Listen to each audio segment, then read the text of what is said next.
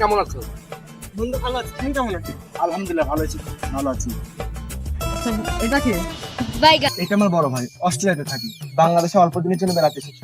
ভাই আপনি কেমন আছেন? এই তো ভালো আছি, তোমরা কেমন আছো? আলহামদুলিল্লাহ ভালো আছি। ভাই আপনার দিন কাল কেমন কাটছে? এই দিনকাল ভালোই যাচ্ছে, কিন্তু তোমাদের এখানে তো অনেক ময়লা আবর্জনা, মশা ভর্তি।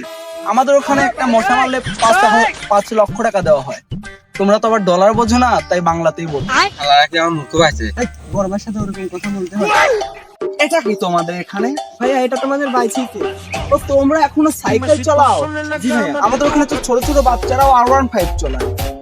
আচ্ছা ভাইয়া, আপনি কি এটা চালাতে পারবেন?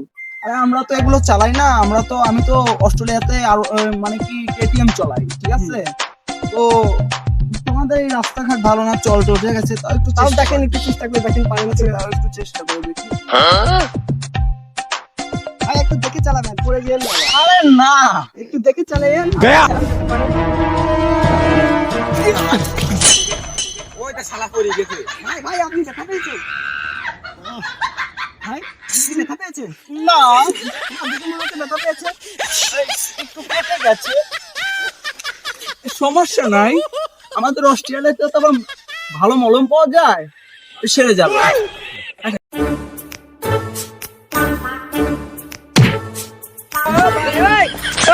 তোমরা বোকা বানাও।